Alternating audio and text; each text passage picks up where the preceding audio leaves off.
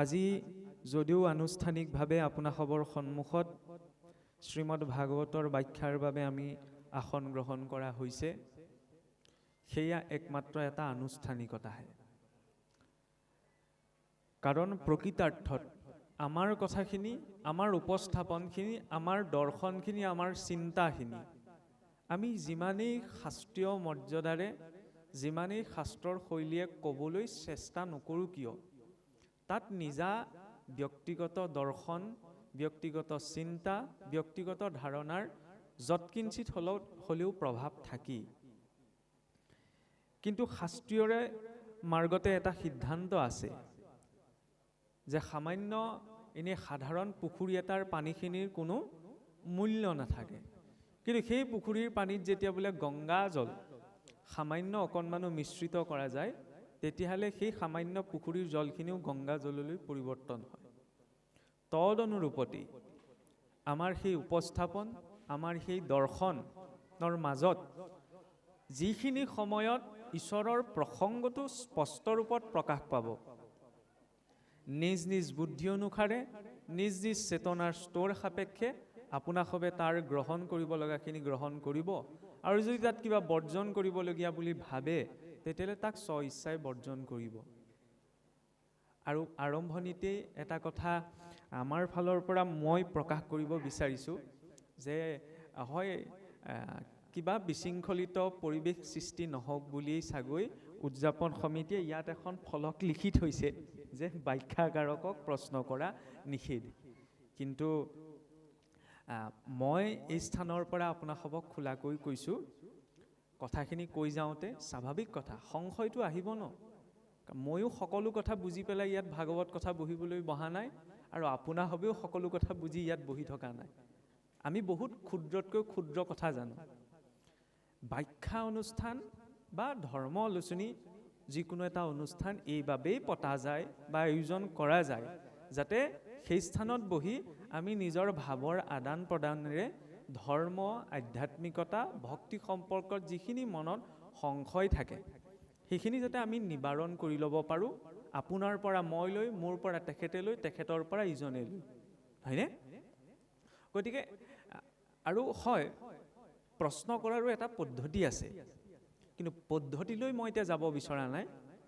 ভাৱ যিয়েই নহওক, যদি কিবা কাৰণত যৎ কিঞ্চিত মানুহ কথাৰ মাজত আপোনাসৱৰ মনত কিবা শংকা উপজে, তেতিয়াহ'লে তাৰ পৰা ক'বলৈ অসহজ অনুভৱ হ'লেও মোৰ কাষলৈ আহিব, কাণে কাণে হ'লেও কথাষাৰ জনাব যে এই কথাটোৰ ওপৰত অকণমান মোৰ কথাটো মিলা নাই, যে এই কথাটো তুমি ক'ৰ পৰা কৈছা।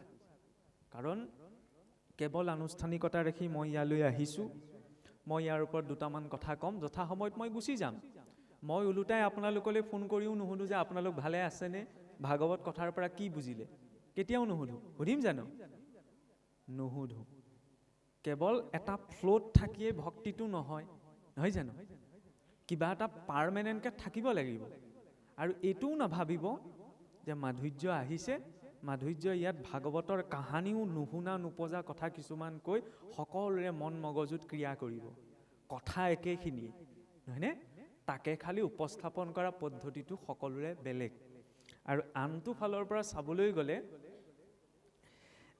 অকণমান আগত ব্যাখ্যাৰ আৰম্ভণিতে পৰিস্থিতিটো সুন্দৰভাৱে চলিবলৈ উদযাপন সমিতিয়ে এইটোও ঘোষণা কৰি দিছিল যে ব্যাখ্যাৰ সময়ত মোবাইল ফোনটো চাইলেণ্ট ৰাখিব, কথা বতৰা বৰকৈ নাপাতিব। সেই কথাটো কেৱল ব্যাখ্যাৰ বাবেই নহয়, পাঠৰ সময়তো মই কৈ যোৱা কথাখিনি গুৰুত্ব নিদিলেও কোনো দুখ নাই। কিয় জানেনে? কাৰণ ইয়াত মই মোৰ দৃষ্টিকোণেৰে ক'ম, যি ক'ম, নহয়নে? আধাৰ ভাগৱত, কিন্তু তাত নিজা দৃষ্টিটো আছে।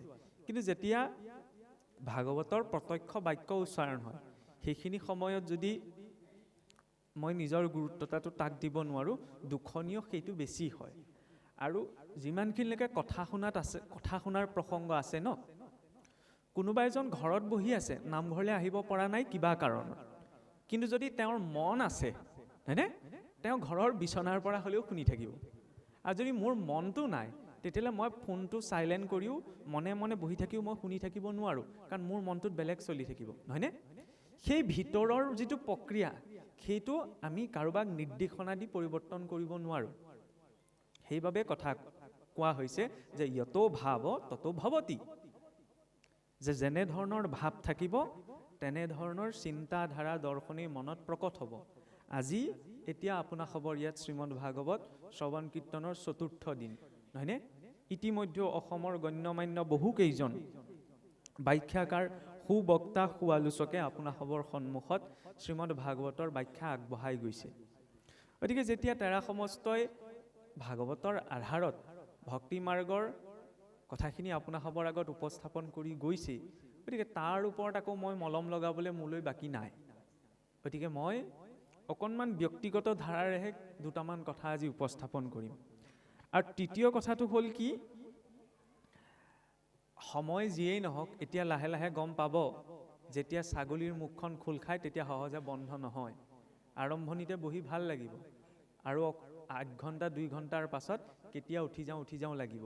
গতিকে আৰম্ভণিতেই কৈ থৈছোঁ যে নামঘৰৰ ভিতৰত বহি আছোঁ, উঠি গ'লে বেয়া পাব নি, বেয়া লাগিব নি, ভুলতো নাভাবিব, মনুষ্য দেহাহে।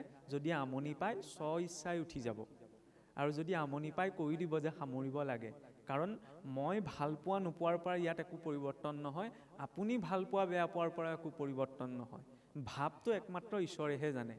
ময়ো ইয়াত কি ভাৱ লৈ বহিছোঁ আপোনাৰ সবে কোনেও মোৰ মুখমণ্ডললৈ চাই বুজিব নোৱাৰে মোৰ অন্তৰত কি আছে, নহয়নে? আৰু সেইবাবে ভগৱন্তকো কোৱা হৈছে ভাৱগ্ৰাহী জনাৰ্দন। কিমান জানিছোঁ, কিমান বুজিছোঁ, কিমান ভক্তি কৰিছোঁ, কিমান শাস্ত্ৰ পঢ়িছোঁ, কোনো বিচাৰ্য বিষয় নহয়। বিচাৰ্য বিষয় কি? ভাৱটো কি, হয়নে? যেতিয়ালৈকে ভাৱটো শুদ্ধ নহয় তেতিয়ালৈকে শাস্ত্ৰ পঠন পাঠন আলোচনা বা তত্ত্ব কথাই জীৱক তৰাব নোৱাৰে। ভাগৱতৰ আধাৰেই হৈছে ভাৱ। আৰম্ভণিও হৈছে সেইবাৰে ভবৰ্ণৰ পৰাই। যেতিয়া ভাৱটো থাকে ন, ভাবিন লভতে জ্ঞানম, জ্ঞান আপোনা আপুনি আহে। ভাবিন লভতে সৰ্বম, ভাৱ থাকিলে সকলো পাব পাৰি। ভাবিন লভ্যতে দেৱ দৰ্শনম, ভাৱ থাকিলে স্বয়ং ইষ্টদেৱৰ দৰ্শনো পোৱা সম্ভৱ। কিন্তু ভাৱ কেনেকৈ আহে? যোগম ভৱতি ধ্যানম, ধ্যানম ভৱতি ভাৱম। ভাৱ আহিবলৈ হ'লে পোনপ্ৰথমীয় বস্তুটোৱেই হৈছে বোলে ধ্যান। যেতিয়া ধ্যান, ক্ষমা কৰিব, যোগ। যেতিয়া যোগ সাধন হ'ব তেতিয়া ধ্যান আপোনা আপুনি হ'ব, আৰু যেতিয়া ধ্যান আচৰণ হ'ব তেতিয়াহ'লে ভাৱ আপোনা আপুনি আহিব। আমি যে কৈ থাকোঁ ন ভক্তি মাৰ্গত, এই ভাৱটো লাগে, ভাৱটো লাগে, ভাৱটো লাগে। ভাৱটো ক'ৰ পৰা আহিব? মই ক'লে বুলি আহিব নি? আপুনি ক'লে বুলি আহিব নি? নাহে, হয়নে? ভাৱটো ইমান এতিয়া যুগত অভাৱ হৈছে, চাওকচোন। পিতৃ মাতৃৰ প্ৰতি ল'ৰা ছোৱালীৰ মনতো কোনোবাখিনিত ভাৱৰ কেতিয়াবা অভাৱ হোৱা আজিৰ সমাজত দেখা পোৱা যায়গৈ। ভগৱানৰ কথাটো কোনো প্ৰশ্নই নাই তেতিয়াহ'লে। নিজৰ মাক দেউতাকৰ প্ৰতি যেতিয়া ভাৱটো অকণমান তাৰতম্য ঘটে, ভগৱানৰ প্ৰতি কিয় নঘটিব? ভাৱটো ইমান সহজে পোৱা বস্তু নহয়। কাৰোবাৰ উপদেশত, ক'ৰবাৰ পৰা শুনিলে। প্ৰথম কি কৈছে? যোগ। যোগ বুলি ক'লে পদ্মাসনত বহি শাৰীৰিক যিটো ধ্যানৰ বিধান আছে সেয়াই যোগ নহয়। সেইটো এটা শৰীৰৰ স্তৰৰ এটা মাধ্যম, যাক আমি যোগ বুলি কওঁ। তাত অনুলোম বিলোম আসন প্ৰাণায়াম ইত্যাদি জড়িত হৈ আছে নহয়, অষ্টাংগ যোগ। ভাগৱতৰ দৰ্শনত যোগক কি বুলি কোৱা হৈছে? যোগ শব্দটোৱে বুজাইছে যে সংযোগ, কাৰোবাৰ সৈতে কিবা এটা সংযোগ হোৱা, হয়নে? সেই সংযোগটো আমি কেনেকৈ চাওঁ? নামঘৰলৈ আহিলোঁ, নামঘৰলৈ আহি ইজনে সিজনক লগ পোৱাৰ লগে লগে ভাল বেয়া ইত্যাদি প্ৰয়োজনীয় জাগতিক কথাখিনি আমি পাতিলোঁ। কিন্তু নামষাৰ প্ৰসংগ কৰাৰ আগমুহূৰ্তত বা পাঠ আৰম্ভণি হোৱাৰ আগমুহূৰ্তত যেতিয়া হৰিধ্বনি দিয়ে, হয়নে, তেতিয়া সকলোৱে নিজৰ কথা বতৰাবোৰ বাদ দি গম পায়, সতৰ্ক হয় যে এতিয়া নাম গাবলৈ লৈছে, এতিয়া আমি নাম গাবলৈ প্ৰস্তুত হ'ব লাগিব, বা এতিয়া পাঠ পঢ়িবলৈ লৈছে, এতিয়া পাঠ পঢ়িবলৈ আমি প্ৰস্তুত হ'ব লাগিব। সেই হৰিধ্বনিটোৱে কি কৰিলে? সংযোগ কৰিলে প্ৰত্যেকজনৰ অন্তৰাত্মা। কাৰ বাবে? ভগৱন্তৰ নাম লোৱাৰ বাবে, হয়নে? প্ৰথম সংযোগটো স্থাপন কৰিব লাগিব আপোনাৰ আৰু মোৰ মাজত। আৰু এই সংযোগটো চকুৰে চকুলে চাই পেলাই কৰা নাযায়, হয়নে? এই সংযোগটো মানুহে দেহটোলৈ চাই পেলাই সংযুক্ত কৰা নাযায়। এই সংযুক্ত কাৰ জৰিয়তে হয়? অন্তৰাত্মাৰ জৰিয়তে। আৰু সেইটো প্ৰত্যক্ষ কৰিব নোৱাৰি, সেইটো মাত্ৰ অনুভৱ কৰিব পাৰি, হয়নে? চেনীৰ মিঠা সোৱাদটো কোনেও দেখুৱাই দিব নোৱাৰে। অৰ্জুনে সুধিছিল যে তুমি ভগৱানে কৈ আছে যে ময়ে সৰ্বস্ব, পৰ্বত নদী যিমান কীট পতংগ জংগ মহাপুৰুষেও লিখিছে, হয়নে? সৰ্বস্বময়। কিন্তু সকলোতে তুমি আছা ঠিকেই, তোমাক মই কেনেকৈ জানিম তুমি কি হয়? ভগৱন্তই কৈছে বোলে ৰসা আপচু কোনতেই, মই বোলে পানীৰ সোৱাদটোৰ নিচিনা। পানী জানো সোৱাদ থাকে? নাথাকে ন। কিন্তু পানীৰ এইটো বৈশিষ্ট্য থাকে, তাত যদি চেনি দি দিম সি চেনিৰ সোৱাদটো লৈ ল'ব, যদি তাত টেঙা দি দিম টেঙাৰ সোৱাদটো লৈ ল'ব। ভগৱানৰ ক্ষেত্ৰত ভাৱটোও তেনেকুৱা, যদি তেওঁৰ প্ৰতি টেঙা ভাৱ থাকে জীৱনত টেঙাই পাওঁ, যদি মিঠা ভাৱ থাকে তেতিয়া মিঠাবিলাকেই আহে, আৰু যদি বেয়া ভাৱ থাকে জীৱনলৈ বেয়াখিনি আহে। যতো ভাৱ ততো ভৱতি। আৰু যোগৰ আটাইতকৈ উত্তম পৰাকাষ্ঠা কি? সমত্তম যোগ উচ্যতি, যে সমদৰ্শন, যিটো আজিৰ যুগত বহুত টান। সমান দেখা, হয়নে?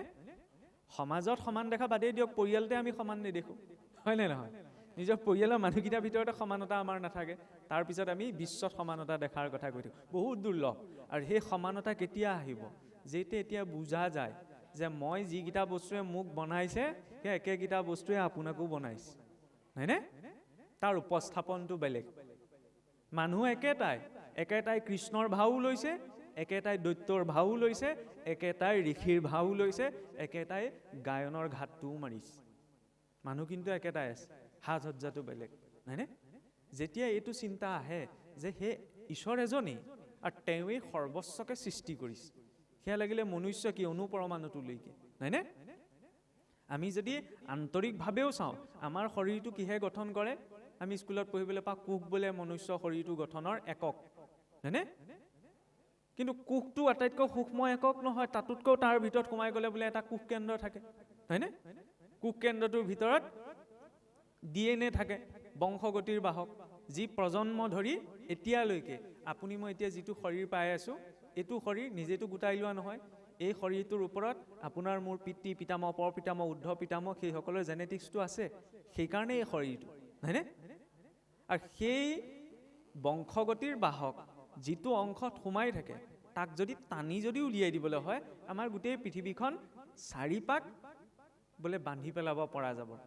ভাবি চাওকচোন, আমি কোষটোৱে চকুৰে নেদেখোঁ, কোষটোৰ ভিতৰত কোষ কেন্দ্ৰ, তাৰ ভিতৰত বংশগতিৰ বাহক ৰূপত সেই DNA ডাল আছে, ইমান সূক্ষ্ম, কিন্তু সেই সূক্ষ্মতাত ইমান বিৰাট সোমাই আছে যে চাৰিপাক পৃথিৱীখন মেৰুৱাই পেলাব পৰা হ'ব। সৌদিনালৈকে সেইটো সম্ভৱ নাছিল, কিন্তু এতিয়া সকলোৱে জানে DNAৰ কথা, হয়নে? কিন্তু সেই DNAতকৈ সূক্ষ্ম বস্তু হৈছে কি? ইলেক্ট্ৰন, প্ৰজিট্ৰন, এইবিলাক কিছুমান পদাৰ্থৰ কণা। কিন্তু তাতোতকৈ সূক্ষ্ম বস্তু হৈছে কি? ষ্ট্ৰিং, অৰ্থাৎ এটা কম্পনৰ কম্পনাংক, যাক আধুনিক বিজ্ঞানৰ ভাষাৰে শক্তিৰ এটা স্বৰূপ বুলি কোৱা যায়। সৃষ্টিৰ আৰম্ভণি ক'ৰ পৰা হৈছে? শক্তিৰ পৰাই। এই শৰীৰটো কোনে চলাই আছে? শক্তিয়ে। শক্তিৰ স্বৰূপবিলাক বেলেগ বেলেগ, মূল উৎসটো কি? এটা বস্তুৱে, যাক আমি ভাগৱতৰ ভাষাৰে বা ধাৰাৰে চেতনা বুলি কওঁ, হয়নে? সেই চেতনা যিদৰে ভগৱন্তত আছে, ভগৱন্তই স্বয়ং চেতনাময়, প্ৰত্যেক জীৱ শৰীৰতো আছে, প্ৰত্যেক অনুপৰমাণুতো আছে। যেতিয়া বুজা যায় যে মেইন কজটো একেই, মোৰ অস্তিত্বৰ আৰু সেই বিৰাটৰ অস্তিত্বৰ, তেতিয়া সমানতাটো আহে। সমানতা মানে এইটো নহয় বুলিব এইজন সমাজৰ এজন শিক্ষিত মানুহ, নহয়নে? আৰু সেই শিক্ষিত মানুহজন, এই যে কোৱা যায় ভুল ধাৰণা এটা গুচি আহে নহয়, কুকুৰৰ চিগালৰ কুকুৰটোতো সমান দৃষ্টি ৰখা আৰু ব্ৰাহ্মণজনতো সমান দৃষ্টি ৰখা। তাৰ পৰা এইটো বুজোৱা নাই যে কুকুৰটোৱে ব্ৰাহ্মণজন, ব্ৰাহ্মণজনে কুকুৰজন। ব্ৰাহ্মণ বুলি ক'লেও আজিকালি শব্দটো প্ৰয়োগ কৰিবলৈ আমাৰ অসমত ভয়। ব্ৰাহ্মণ বুলি ক'লেও তথাকথিত জাতিগত এটা ধাৰাত মানুহে লৈ বা বুজি লয়। ব্ৰহ্ম জানাতি ব্ৰাহ্মণ, সেই দৃষ্টিৰেহে ইয়াত সেইটো কথা কোৱা হৈছে, হয়নে? তাত দুইজন সমান কোনটো স্তৰত? আত্মাৰ স্তৰত, হয়নে? তেওঁলোকৰ অস্তিত্বৰ মূলভূত কাৰণৰ আধাৰত তেওঁলোক সমান। সেই সমানতাটো আহিলে ধ্যান আহে। ধ্যান মানে কি? একাগ্ৰতা। এই কলি যুগত বোলেতো ধ্যানৰ দৰকাৰ নাই, নহয় জানো? যুগ ধৰ্মই কৈ গৈছে, সেইখিনিতে দৃষ্টিকোণটো বহল কৰাটো প্ৰয়োজন। কলিত যে নামেই যুগ ধৰ্ম, তাত কোনো দ্বিমত ৰাখিবলগীয়া নাই, সেইটো শাস্ত্ৰৰ সিদ্ধান্ত আৰু সকলোৱে জানে। তাত আকৌ নতুনকৈ কিবা তাকে প্ৰকাৰে ব্যাখ্যা কৰিবলগীয়া, বুজাবলগীয়া নাই। কিন্তু তাৰ অৰ্থ এইটো নহয় যে বাকী যিখিনি ব্যৱস্থা আছে সেই ব্যৱস্থাখিনিক আমি নুই কৰিম। নামৰ প্ৰাধান্যতা আছে, কিন্তু সেই নামক ল'বলৈ যাওঁতে আমি ধ্যান নহ'লে নহ'ব, একাগ্ৰতা নহ'লে নামষাৰ গোৱা সম্ভৱ জানো? ভগৱন্তই নিশ্চয় 4 দিনৰ ব্যাখ্যাত ভগৱন্তৰ ধাৰণাৰ ধ্যান ধাৰণাৰ কথা ওলাইছে। ভগৱানৰ ৰূপটো ভাবিবলৈ চৰণৰ পৰা মস্তকলৈ, মস্তকৰ পৰা চৰণলৈ ভাবিব লাগে। নভবাকে জানো আমি তেওঁক ধ্যান কৰিব পাৰিম, তেওঁৰ নাম ল'ব পাৰিম? নামতিজনে নামষাৰ গাওঁতে স্থূল বৈকুণ্ঠখন ইয়াত কল্পনা কৰিব লগা হয়, হয়নে? সেই চৰ্চনৰ জৰিয়তে কি ধ্যান? ধ্যানৰ লক্ষ্য যদি কৃষ্ণ, তেতিয়াহ'লে সেইটো প্ৰয়োজনীয়। আৰু সেই যেতিয়া ধ্যান আহে, ধ্যান আহিলে কি হয়? এটা নিৰ্দিষ্ট স্থানত মনটো কেন্দ্ৰীভূত হয়।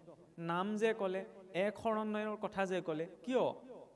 এক শৰণ গোড়ামী নহয় যে এজন কৃষ্ণকে মানি লৈছে, বাকী কাকো নামানো, বাকী কাকো নামানো বুলি কোৱা হোৱা নাই, কিন্তু এজনক ধৰা হৈছে যাতে মনটো একাগ্ৰ হয়। সেইটো কত্তৰতা নহয়, সেইটো স্পষ্টতা, হয়নে?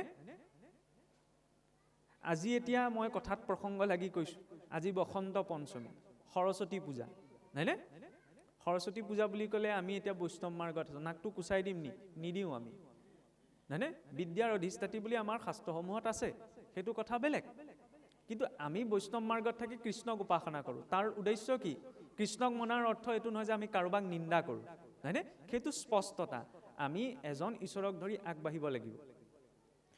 ৰথৰ চকাখিনিৰ সন্মুখত ঘোঁৰা 4-5টা লগোৱা থাকে। এটা ঘোঁৰা বোলে পূবলৈ যাব, ইটো পশ্চিমলৈ যাব, সেইটোতো সম্ভৱ নহয়। একেলগে জুতি বান্ধি থোৱা থাকে যেতিয়া এটা পথতেই যাব লাগিব। কিন্তু হ'লেও এইফালেও পতি এটা থাকে, এইফালেও পতি এটা থাকে। কিয়? যাতে নিজৰ লক্ষ্যটোত সম্পূৰ্ণ স্পষ্ট, তিল মানুহ বিচলিত নহয়। সেইবাবে এজনৰ সিদ্ধান্ত। চেতনাৰ স্তৰত তেওঁ লাগিলে যোনেই যি বুলিয়ে গ্ৰহণ নকৰক কিয়, নহয়নে? শান্তমূৰ্তি কৃষ্ণ দেৱক ভজন্ত, আন দেৱ সমস্তকো নিন্দা নকৰন্ত। নহ'লে আৰু বৈষ্ণৱৰ আৱেগটো আহিলেও কেতিয়াবা আমাৰ নিন্দাবাদটো খুব হৈ যায়। আমি আনক বিচাৰ কৰিবলৈ যাওঁ। আমাৰ দায়িত্ব হৈছে আমি নিজক বিচাৰ কৰা, নিজক কিমানে পৰিপক্ক কৰিব পাৰোঁ। আৰু যেতিয়া সেই ধ্যান আহে, ভগৱন্তত একাগ্ৰতাটো আহে, তেতিয়া ভাৱ আহে, ভাৱতেই ভক্তি সিজে। কিন্তু সেই ভাৱক গ্ৰহণ কৰাৰো 3টা বোলে উদ্দেশ্য আছে। প্ৰথমটো হৈছে ইচ্ছা, দ্বিতীয়টো হৈছে আৱশ্যকতা, আৰু তৃতীয়টো হৈছে বাধ্যতা। যেনেকৈ ভগৱানৰ কথা শুনিবলৈ, ভগৱানক ভজিবলৈ, সেইটো কথাকে কোৱা হোৱা নাই। কাষৰ ঘৰলৈ যাবলৈও প্ৰথমতে কি বস্তুটো লাগিব? ইচ্ছাটো। ইচ্ছা নহ'লে নামঘৰলৈ বাদ দিয়ক, বিচনাখনৰ পৰা উঠি যাবলৈকে মন নাযায় ঠাণ্ডাৰ দিনত, হয়নে নহয়? শুনিবলৈ অকণমান আচহুৱা লাগিব পাৰে, কিন্তু তেনেকেই বুজিব লাগিব। ভক্তি বুলি ক'লে সৌ ওপৰত বহি থকা কিবা এটা বস্তু নহয়, নিজৰ জীৱনতে সেইখিনি বস্তু প্ৰতিফলিত হৈ আছে। প্ৰথমটো প্ৰয়োজনীয় বস্তুটো হৈছে যিকোনো কিবা এটা কাম আচৰণ কৰা, কৰিবলৈ যোৱা, প্ৰথমটো হৈছে ইচ্ছা। যি স্থানত ইচ্ছাটো থাকে তাত আৱশ্যকতা আৰু বাধ্যতা নাথাকিবও পাৰে। মন গৈছে কাৰণে তেওঁ গৈছে, মন গৈছে কাৰণে তেওঁ চাকি জ্বলাইছে, মন গৈছে কাৰণে ধূপডাল জ্বলাইছে, মন গৈছে কাৰণে তেওঁ ক'ৰবালৈ গৈছে। আৰু দ্বিতীয়টো হৈছে কি? আৱশ্যকতা। য'ত আৱশ্যকতা থাকে তাত প্ৰয়োজন নহয় যে ইচ্ছাটো থাকিব। ডক্তৰৰ ঘৰলৈ যাবলৈ কাৰো ইচ্ছা নাযায়, কিন্তু কেতিয়াবা বেমাৰত পৰিলে আৱশ্যকতাটো আহি পৰে যে ফাৰ্মাচীখনলৈ যাব লাগে, ডক্তৰৰ ঘৰলৈ যাব লাগে, হয়নে? তাত আৱশ্যকতাটো আছে, কিন্তু ইচ্ছাটো তাত নাই। তৃতীয়তে বাধ্যতা। য'ত বাধ্যতা থাকিব তাত ইচ্ছাও নাথাকে, আৱশ্যকতাও নাথাকে। মই বেয়া কাম এটা কৰিলোঁ, মই এতিয়া জেললৈ যাবই লাগিব। জেললৈ যোৱাত মোৰ ইচ্ছাও নাই, মোৰ আৱশ্যকতাও নাই, কিন্তু মই বাধ্য, মই যাবই লাগিব, হয়নে? তেতিয়াহ'লে আমি ভাগৱত কথা শুনিছোঁ, বুজিছোঁ, নামঘৰলৈ আহিছোঁ, এতিয়া ইচ্ছা কৰি আহিছোঁ নে আৱশ্যকতাত পৰি আহিছোঁ নে বাধ্যতাত পৰি আহিছোঁ? সেইটোতো স্পষ্ট হ'ব লাগিব ন। মই বাধ্যতাত পৰিহে আহিছোঁ, মই ইচ্ছাটো অহা নাই, আৱশ্যকতাটো অহা নাই। কিয়? মোক মাতিলে কাৰণে আহিলোঁ, নমতা হ'লেতো মই ভুলতো নাহোঁ, আহিলোহেঁতেন যে নাহোঁ। কিন্তু আটাইতকৈ ইণ্টাৰেষ্টিং কথাটো হ'ল কি? ভক্তি না ইচ্ছাত হয়, না আৱশ্যকতাত হয়, না বাধ্যতাত হয়। ভক্তি কেনেকৈ ইচ্ছা কৰিলে সম্ভৱ? আমিতো ইচ্ছা বহুত কিবা কিবি কৰোঁ, পাওঁ জানো? আমিতো ভকতৰ বিদায়ৰ আগমুহূৰ্তত ঈশ্বৰক সাক্ষী ৰাখি কৈ থৈ যাওঁ যে প্ৰভু কৃপাৰ সাগৰ বোলে দৈৱকী নন্দন পুৰিও মনৰ কাম, ভকতৰ সংগ সদা নুগুচুক মুখে তোৱা গণনা। সেইখিনিত সেইটো ইচ্ছা কৰিলোঁ নহয়। সকাম ভগাৰ লগে লগে, অনুষ্ঠান ভগাৰ লগে লগে সেইটো ইচ্ছা নকৰোঁ নহয়, কৰোঁ জানো?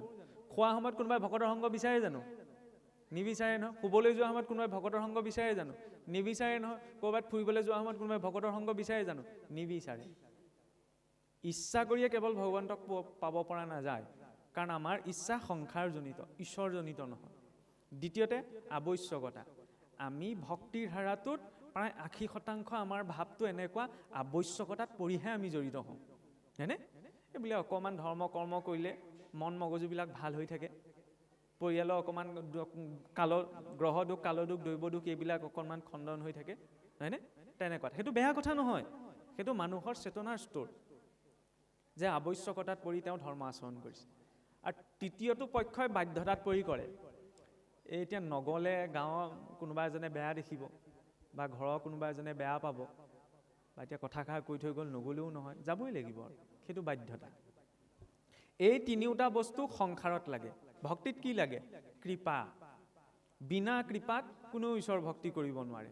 আৰু যে এই যে কৈ থকা হয় ভক্তি আটাইতকৈ সহজ, ভক্তি বোলে সকলো মাৰ্গৰ ভিতৰত ভক্তিৰ সমান সহজ মাৰ্গ নাই। ভক্তি কৰিব জানিলেহে সহজ, কৰিব নাজানিলে কেনেকৈ সহজ? ভক্তি কোনদিনা আমাৰ বাবে সহজ হৈ পৰিল? যিদিনা মোলৈ মগনা গাঁও নপুখুৰীচুক ৰাইজৰ পৰা ফোন কলটো গ'ল যে আমাৰ গাঁৱত ভাগৱত ব্যাখ্যা অনুষ্ঠান ভাগ পাতিছোঁ, আমুক দিনা আপুনি ফ্ৰী আছেনে? আছোঁ, আহিব পাৰিবনে? যাম। মই আৰামছে গাড়ীত বহি আহিলোঁ, ইয়াত কথা ক'লোঁ, সময়ত কথা কৈ পেলাই মই গুচি গ'লোঁ, হয়নে? প্ৰসাদ দিলে প্ৰসাদ খালোঁ। তেতিয়া মোৰ বাবে ভক্তি সহজ। আনলৈ মই তোঁৱাই নাই, নিজতে কৈছোঁ। ভক্তি টান কোনখিনিত? উজুতিটো খাওঁতে, তেওঁৰ নামটো ওলাওঁতে কিন্তু ভক্তি বৰ টান, গাঁৱলীয়া শব্দ এটাহে ওলায়, হয়নে? তেতিয়া ভক্তি বহুত টান। 10 জনৰ আগত পটককৈ বেয়া মাতটো ওলাই যায়, কিন্তু কৃষ্ণ বুলি ক'বলৈ লাজ লাগে। হেই কৃষ্ণ ৰামকৃষ্ণ এইবোৰ বুঢ়া বুঢ়া মানুহৰ আগতহে কয়, নামঘৰতহে কয়, হয়নে নহয়? আপুনি ভাবি চাওক, আমি অন্য ধৰ্ম কৰ্ম সংস্কাৰৰ কথা কৈ আছোঁ। আগতে এই অসুৰবিলাকৰ মুখত কোনো অশ্লীলতা নাছিল। আজিকালি মানুহেতো নিজৰ মাক দেউতাকৰ নামত অশ্লীল গালি পাৰে। তাৰপিছত ভাবিছোঁ কি ৰাম কৃষ্ণ নাম লৈ মই তৰি যাম। সম্ভৱ হ'বনে? তৰি যোৱা নোযোৱা পিছৰ কথা, প্ৰথম বাক্যই সংস্কাৰ নাই হোৱা, কেনেকৈ নিজক ঠিক কৰিম? ভাগৱতে কি কয়? ভগৱান প্ৰাপ্তি পিছত, প্ৰথম অন্তত ঈশ্বৰে যিখিনি দিছে তাৰ প্ৰতি গ্ৰেটিটিউডটো লাগে, হয়নে? জলকীয়াটো মানুহে কিয় খায়? যেতিয়া কিবা এটা বস্তু খাওঁতে সোৱাদটো নাপায়, হয়নে? এই জলকীয়াটো অকণমান লৈ লয়, নহ'লে মানুহে জলকীয়া নাখায়, সোৱাদ নাপায় কাৰণে জলকীয়া খায়। এই গালি গালাজবিলাকো জলকীয়া নিচিনা, যেতিয়া ভাষাত, শব্দত, বাক্যত মধুৰতা নাথাকে, নহয়নে? সাত্বিকতা নাথাকে, তেতিয়া উপায় নাই, কথাই পতিয়ে মানে ইটো শব্দ ওলাবই লাগিব, তেতিয়াহে কাম চলিব, নহয়নে? এতিয়া এইটো নাভাবিব এইজনে একেবাৰে চিধাই বৈকুণ্ঠলৈ জখলা বনাবলৈ আহিলে, এনে বৰ শুদ্ধ আত্মিক, তেনেকৈ ভাবিলে চব খেলি মেলি হ'ব। একেবাৰে গ্ৰাউণ্ড লেভেলত যাব লাগিব, নহয়নে? মূল কথা হ'ল এইটোৱে, আগতে অসুৰ যিবিলাক দৈত্য দানৱ অসুৰ বুলি কওঁ, তেওঁলোকে কোনো বেয়া মান মতা নাই। আমি কেলৈ মাতিম? আমিতো মানুহ হয়নে নহয়? এইটো কথাক ধৰ্মৰ সৈতে জড়িত কৰিব নালাগে, এইটো সামাজিক দায়িত্ববোধ। বিনা বাক্য সংস্কাৰত ঈশ্বৰৰ নাম লোৱা সম্ভৱ নহয়। কিন্তু এই সৰু সৰু কথাবিলাকত পটককৈ গুৰুত্ব দিয়া নাযায়। ঘৰটো সকলোৱে গুৰুত্ব এটা দিয়ে, বহুত টকা পইচা খৰচ কৰি ঘৰটো ধুনীয়াকৈ বনালে দি কোনোবাই ভেটিটোক প্ৰশংসা কৰা ক'ৰবাত দেখিছে? কিন্তু ভেটিটোৱেহে ঘৰটো ধৰি ৰাখে, হয়নে নহয়? ভেটিটোকতো কোনেও সন্মান নকৰে। সেইকাৰণে আমাৰ ব্যক্তিত্বটো, আমাৰ অস্তিত্বটো ক'ৰ পৰা আৰম্ভ হৈছে তাত আমি বেছি গুৰুত্ব এটা দিব লাগিব। আমাৰ অস্তিত্ব আৰম্ভ হৈছে সেই শব্দটোৰ পৰা, হয়নে? সৃষ্টিও আৰম্ভণি হৈছে শব্দৰ পৰা। সেইবাবে শব্দক ব্ৰহ্ম বুলি কোৱা হৈছে। যেতিয়ালৈকে সেই শব্দটো শুদ্ধ নহয়, তেতিয়ালৈকে ভক্তিলৈ আমি আগবাঢ়িব নোৱাৰোঁ।